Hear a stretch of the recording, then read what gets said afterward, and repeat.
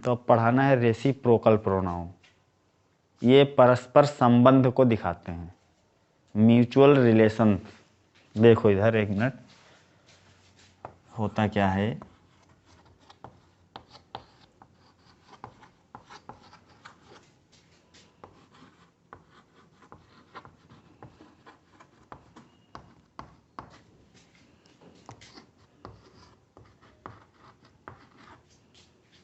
परस्पर मतलब होता है आपस में। परस्पर मतलब क्या होता है, आपस में। हिंदी का शब्द है, तो ये परस्पर संबंध को दिखाते हैं, म्यूचुअल रिलेशंस अंग्रेजी में कहते हैं इसको। हिंदी में लिख लेना, परस्पर संबंध को दिखाते हैं। इसमें दो ही होते हैं, एक पहला होता है ईच अदर। ज़्यादा डीप में जाने की ज़रूरत नहीं है, थोड़ा बताएंगे पूरा क्लियर हो जाएगा, ठीक है। हाँ, ईच अदर। और दूसरा होता है वन अनोदर, वन अनोदर। इन्हीं दो को रेसिप्रोकल प्रोनाउन कहा जाता है। दोनों की हिंदी सेम होती है, एक दूसरे। क्या होती है, एक दूसरे। दोनों की जो हिंदी है वो सेम होती है, एक ही होती है, लेकिन इनके प्रयोग जो हैं वो अलग अलग होते हैं। दोनों का मतलब सेम होता है, ठीक। अब इन प्रयोग के आधार पर दोनों को अलग अलग प्रयोग किया जाता है, ठीक। ईच अदर जो है वो सिर्फ दो लोगों के लिए प्रयोग होता है, ठीक। Each other use for two person, दो लोगों के लिए ईच अदर का प्रयोग करते हैं। और वन एंड अदर का मोर देन टू, दो से अधिक जब बातें हो जाएं। इसे ऐसे भी समझ सकते हो, वन मतलब क्या होता है, एक। एन मतलब क्या होता है, एक। अदर माने दूसरा। ये जो यहाँ पर एक वर्ड लिखा है अनोदर, ये दो शब्दों से मिलकर बना है, एन प्लस अदर। जब हम दोनों को मिलाते हैं तब ये होता है अनोदर, ठीक। समझ में आ रहा है। जो केवल अनोदर शब्द है वो दो शब्दों से मिलकर बनता है, एन धन अदर। इनको जब एक में कर देते हैं तो अनोदर हो जाता है, ठीक। इसी प्रकार जो हम समझाने की कोशिश कर रहे हैं वो है, वन मतलब क्या होता है, एक। एन मतलब भी एक, अदर मतलब दूसरा, मतलब एक प्लस दूसरा। तो क्या हो, कितने हुए, तीन हुए। एक प्लस एक और तीसरा, ठीक। तो जो ये वन अनोदर है, इसका प्रयोग दो से अधिक जब लोग हो जाते हैं तब के लिए होता है, ठीक। इतना क्लियर हुआ। आगे देखो,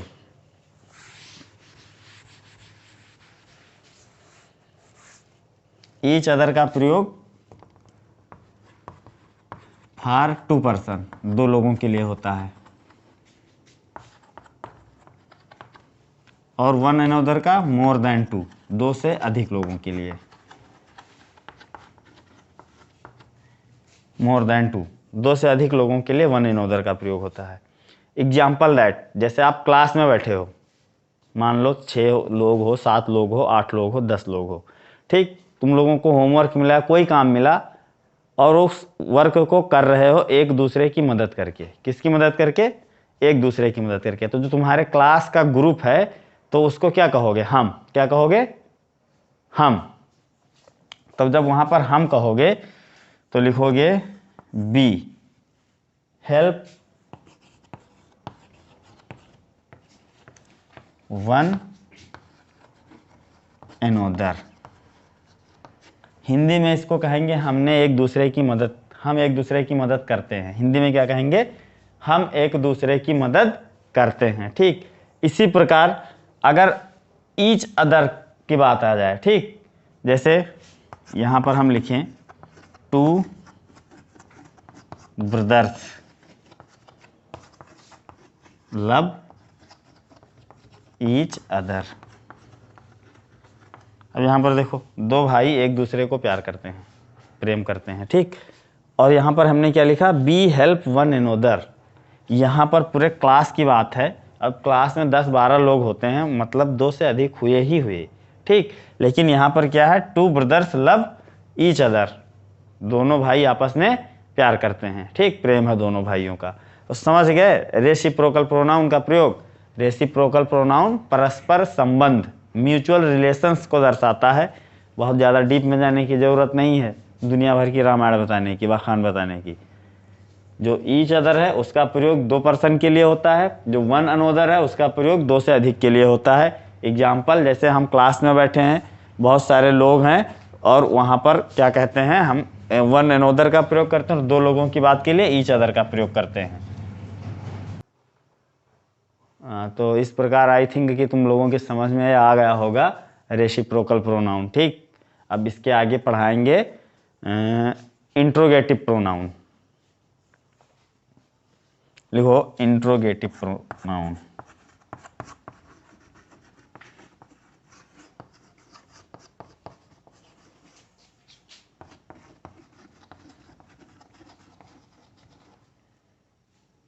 इंट्रोगेटिव प्रोनाउन ये प्रश्न पूछने का कार्य करते हैं। क्या काम करते हैं ये?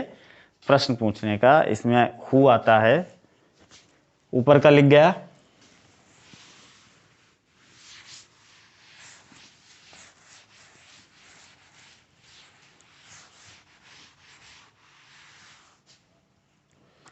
इसमें हु आता है,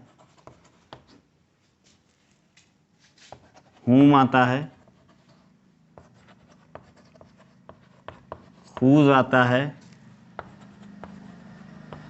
व्हिच आता है और व्हाट आता है। इन सभी सेंटेंस जो हैं, ये जो सभी वर्ड हैं इंट्रोगेटिव वर्ड हैं। इनसे प्रश्न का निर्माण होता है और ये प्रश्न पूछने का ही कार्य करता है। इंट्रोगेशन का मतलब ही होता है प्रश्न। ठीक, तो जो इंट्रोगेटिव प्रोनाउन है वो प्रश्न पूछने का काम करते हैं। यहाँ पर आप लिख भी सकते हो प्रश्नवाचक सर्वनाम। इंट्रोगेटिव प्रोनाउन को हिंदी में कहते हैं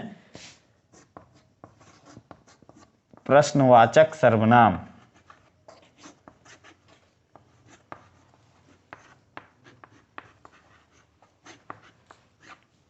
और नीचे चाहो तो लिख लो, ये वाक्य में प्रश्न पूछने का काम करते हैं। ठीक, एग्जाम्पल ये लिखो, हु, हुम, हुज, व्हिच, व्हाट। अब जो हु है इसका मतलब होता है कौन। ये जो है रिफर करता है सब्जेक्ट ऑफ ए वर्ब। किसको रिफर करता है? सब्जेक्ट ऑफ ये वर्ब। किसी क्रिया का ये कर्ता होता है। ठीक, जैसे वाक्य में जब प्रश्न पूछा जाएगा तो जो हु है वहां पर सब्जेक्ट होगा किसी वर्ब का। जैसे एक एग्जाम्पल के लिए अगर हम यहां पर लिखें, who is your father,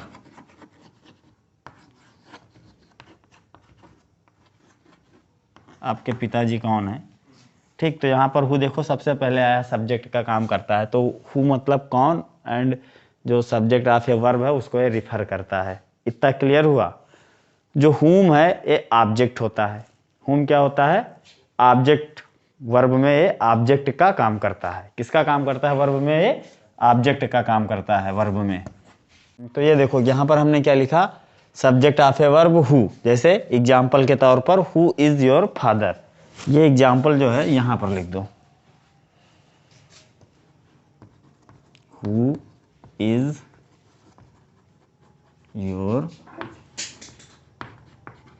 father, आपके पिताजी कौन है। ठीक, तो यहां पर हु जो है subject of a verb, verb के रूप में प्रयोग हुआ है।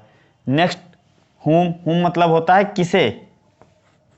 नेक्स्ट मतलब क्या होता है? किसे। इसको हम लिखते हैं हुम डू यू लाइक।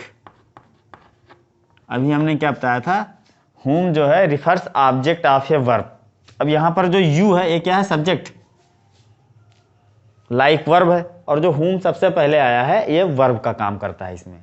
ठीक, हुज, हुज मतलब होता है किसका, और ये अधिकार दिखाता है। क्या दिखाता है? अधिकार।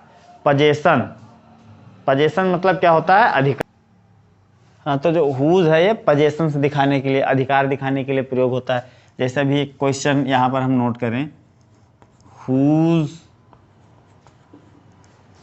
Whose, WHOSE, whose. हुज मतलब क्या बताया था, किसका। हुज मतलब किसका, और ये पजेशंस अधिकार दिखाने के लिए प्रयोग होता है। आप लोगों को जो केस पढ़ाए हैं, पजेसिव केस, ये सब पढ़ा होगा तुमने, ठीक। तो उसमें जो पजेसिव चीजें हैं वो किसको दिखाती हैं, अधिकार को, ओनरशिप को दिखाती हैं, ठीक। Whose is this pen, whose is this pen, यह कलम किसका है। हुज इज दिस पेन, यह कलम किसका है। तो यहां पर पेन पर किसका अधिकार है ये पूछ रहा है। हुज इज दिस पेन, यह कलम किसका है, यहां पर कलम पर अधिकार किसका है। तो ऐसे हुज का प्रयोग हो गया। अब व्हिच जो है लाइफलेस, निर्जीव चीजों के लिए प्रयोग होता है, ठीक। और प्रश्न पूछने का ही कार्य करता है, जैसा कि सर्वनाम की परिभाषा है, ठीक। जैसा कि सर्वनाम की परिभाषा है कि जो इंट्रोगेटिव प्रोनाउन है वो प्रश्न पूछने का काम करते हैं। तो आपने भी हुज का देखा, हुज इज दिस पेन, यह कलम किसका है। तो कलम के ऊपर अधिकार पूछ रहा है किसका है, ठीक। अब फिर आता है व्हिच, कौन सा। हिंदी में इसको कहते हैं कौन सा, और ये निर्जीव चीजों के लिए प्रयोग होता है। किसके लिए, which is your mobile. Mobile जो है निर्जीव चीज है, लाइफलेस चीज है। आपका मोबाइल कौन सा है, ठीक। समझ में आया। अब लास्ट बचा है व्हाट, ये भी प्रश्न पूछने का काम करता है, ठीक। तो एग्जाम्पल में लिखो, what did you by yesterday, आपने कल क्या खरीदा था। What did you by yesterday, आपने कल क्या खरीदा था। ये जो इंट्रोगेटिव प्रोनाउन है इनको ध्यान से देख लो। कल आपको पढ़ाना है रिलेटिव प्रोनाउन। क्या पढ़ाना है, रिलेटिव प्रोनाउन, और उसे थोड़ा डीप में पढ़ाना है। इन्हीं सारी चीज़ों का प्रयोग उसमें है, रिलेटिव प्रोनाउन में, ठीक। इसीलिए कल रिलेटिव प्रोनाउन थोड़ा घर से पढ़कर आइएगा और अच्छे से पढ़कर आइएगा। कल उसे हम पढ़ाएंगे एकदम डिटेल से। और बस आज के लिए बस इतना ही काफ़ी है, ठीक। क्लास आज की ओवर।